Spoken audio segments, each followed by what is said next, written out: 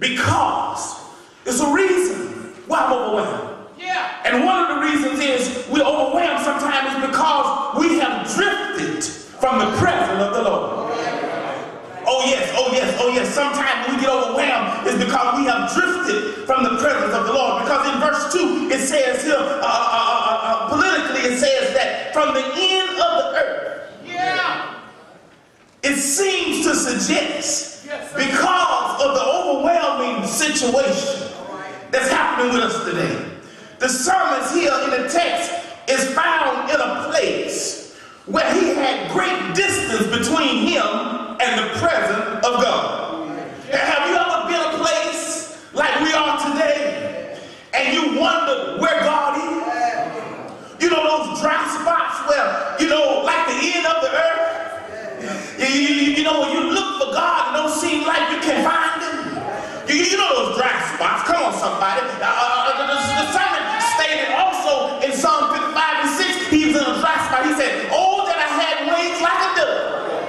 I'll fly away and be at rest. Sometimes pressure and overwhelming situations can come upon us and it'll make us want to fly away and be at rest. My brothers and sisters, it's all because sometimes we have drifted from his presence. But we as Christians have to remember that all things work together for the good of them that love the Lord and those that are called according to his purpose. Yeah. So the psalmist says in the text, let me cry unto the Lord from the end of the earth. If you ever feel like you are far from God, guess who moved? All right, all right. Come on. Where is this place called the end of the earth? Is it some kind of anecdote or is it some kind of allegory or some kind of alliteration or portrait? No, the end of the earth is a place where we have drifted from the presence of the Lord. Right. How many know that it's joy in his presence? Yeah. How many know that you can handle anything as long as you're in his presence? Listen, come on somebody, all the hell we've been through and all the hell the family been through this week, you know what I'm saying? If it had not been for the Lord on the outside, where would we be? Come on somebody, where would we be if it had not been for the Lord?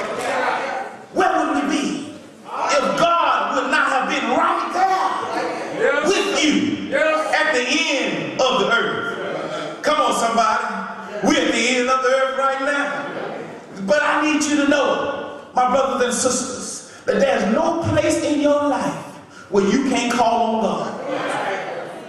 I don't care. I don't care how far you have drifted from him. I don't care the mess you think you have made or the mistakes you have made. You can cry on God when you get to the end of the earth. Yes. Won't he hear you? Yes. Oh yeah, I got a couple of folks in here know what I'm talking about. No matter how far you get away from him, he's still listening to you. Oh, the psalmist said, if I make my bed in hell, behold, he's there. If I take the wings of the morning and fly to the utmost parts of the earth, he's still there. And a matter of fact, that's how most of us got saved in the first place. Because we was at the end of the earth. And somehow at the end of the earth, we cried, Lord, save me. And the Lord saved us. And we've been saved ever since. Come on, somebody. Somebody here today is at this situation called the end of the earth. All right. And oh yes, oh yes, oh yes. He came for a purpose. Oh yes, he did. He came for a reason. He came for an invitation, for your invitation to come today. That if you don't know Jesus, you need to get to know him today. That's why he come. At the end of the earth, somebody today needs to cry, save me, Lord. At the end of the earth, I cried unto the Lord. And he said, I cried when my heart was overwhelmed. What do you do when you don't know what next to do? What do you do when solutions are elusive? What do you do when your heart is pain and then you don't understand what your next move is? What do you do when your heart is broken? But I need you to know that this is what you need to remember, that tribulations bring you closer to God. And it also brings God closer to you. You just missed that one. I said tribulation brings us closer to God. God is crying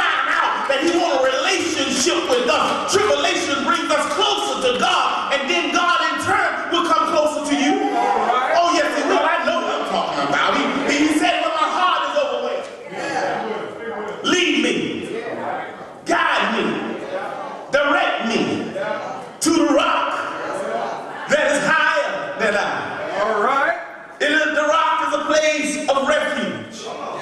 The rock is a place of safety, security, and serenity. The rock is a sanctuary. Yes, sir. What is overwhelming me is the fact that I've drifted from his presence and I have not gained altitude. What I need to do in tough situations like we have today, my brothers and sisters, is say, Lord, help me to attain altitude. Oh yeah, you don't listen to the devil talking in your head. You ain't thinking about no low stuff. You're trying to, attain altitude. You need, you need a mountaintop view of valley stuff. Oh yeah, the view is always better from the top. You need a wider view from the valley. In other words, you can see what God is doing, and then you have to accept what He's done, and then you can shout and praise Him for what He's already done. Oh, my brothers and sisters, I don't care what it looks like. I don't care what has been predicted as your demise. I don't care what's going on or what it feels like. The Bible said you can call on me in the day of trouble. I will deliver you, and you shall glorify me and tell of my goodness. Oh yes, I know you wondering what you're going to do. What you're going to do, you're going to live. And you're going to live for God. Oh yes, that's what we's going to do. We're going to live for the Lord. I got to live above it. My brothers and sisters, we have to live above it. Because my problem is that I not have gained altitude and I have drifted from the Lord. Now God has to lead me and guide me to a rock that is higher than I. When you get to the bottom, my sister, don't worry about it, because Jesus is a rock at the bottom. Oh, when you hit rock bottom, Jesus is a rock in a weary land. When all of this is over today and you feel tired, bored, and dispirited, you can call on Jesus and He will make a way somehow. At the end of the earth, He's a rock, and so He leads you to those high heights and deeper depths in Him. He elevates you. He takes you to lofty places. He'll take you to the rock that is higher than yourself. David said He'll lead you for His name's sake. I gotta go higher. I gotta go higher. You have to go higher, my sister. When your problems run deeper, you got to go higher to the rock that is higher than I. Next, the text says that this ain't the first time that the psalmist has been overwhelmed. Listen, this is where we learn something, because sometimes we're looking at our situations as if we've never been here before. Oh yes, sometimes we get mad at God, and God has brought you out of stuff worse than what you're in. This ain't the first time you've been through something. He brought you through right back then. He'll bring you through right now. Come on, somebody. He said He has been. The text said He has been. In other words, you got history with God.